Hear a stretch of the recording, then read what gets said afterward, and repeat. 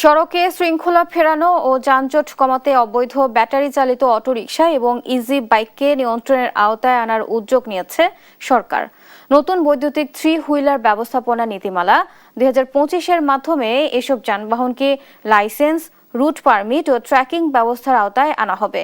একই সঙ্গে করের আওতায় আসছে ব্যাটারি চালিত অটোরিকশা। আর যাত্রী সেবায় পরিবর্তন আনতে গণপরিবহন খাতেও নেওয়া হচ্ছে নতুন উদ্যোগ। অটোরিকশা নিয়ে ঝর্ণা রায়ের বিশেষ রিপোর্টের আজ শেষ পর্ব। ক্যামেরায় ছিলেন ইশতি সোহেল। নসিমন, করিমন, ইজিবাইক ও ব্যাটারি চালিত রিকশা সহ বিভিন্ন ধরনের যানবাহন সড়কে চলাচলের অনুমোদন দেয়নি সরকার। একই সঙ্গে 20 বছরের বেশি পুরনো ট্রাক, কাভার্ড ভ্যান এবং 25 বছরের বেশি পুরনো বাস, মিনিবাসও আইন অনুযায়ী অবৈধ। এই অবৈধ ও মেয়াদোত্তীর্ণ দুই ধরনের যানবাহনই এখন দাপিয়ে বেড়াচ্ছে দেশের সড়ক মহাসড়কে। এসব অবৈধ ও ঝুঁকিপূর্ণ যানবাহন উচ্ছেদে অতীতে একাধিক উদ্যোগ নিলেও তা কাজে আসেনি। সারা দেশে কয়েক দফা অভিযান চালিয়ে চালক ও মালিকদের আন্দোলনের মুখে পিছিয়ে যেতে হয় প্রশাসনকে।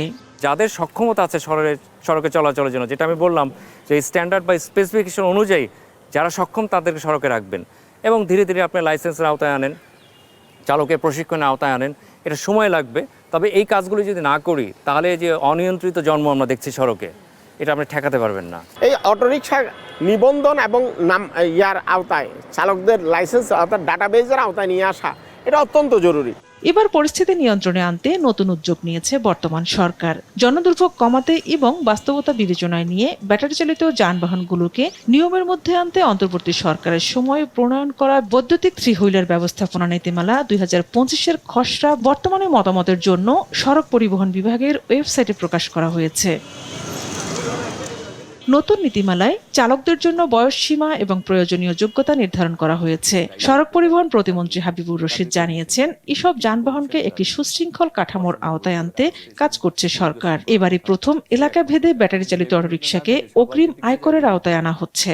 মানুষেরও যাতে সমস্যা না হয়, মানুষ যাতে সেবা পায়, সেই জন্য গণপরিবহনটাকে এবং সেখানে ইলেকট্রিক ভেহিকেলের প্রতি গভর্নমেন্ট বেশি আকৃষ্ট এবং অলরেডি সিদ্ধান্ত এসেছেও যে আমরা এই ইলেকট্রিক ভেহিকেলকে বড় গণপরিবহনে বড় বড় বাস এনে এই ঘাটতিটা পূরণ করব। আর দুর্ঘটনা কমাতে এবং ব্যাটারি রিক্সা শৃঙ্খলা ফিরে আনতে অবশ্যই তাদেরকে মহাসড়ক এবং সড়ক থেকে তাদেরকে প্রাথমিক অবস্থায় তাদেরকে নিয়ে যাওয়া হবে যে এলাকার ভিতরে। তার পরবর্তী পর্যায়ে আমরা চেষ্টা করব যে আমাদের সরকার চাচ্ছে যে এলাকা ভিত্তিক মনোরেল করা অথবা এলাকা ভিত্তিক অন্যান্য পরিবহনের মাধ্যমে অথবা তাদেরকে অন্য জায়গায় শিফটিং করে কিছু একটা করা যায় কিনা।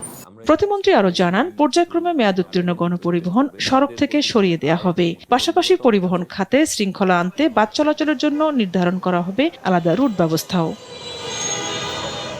ঝর্ণা রায়, দেশ টিভি, ঢাকা।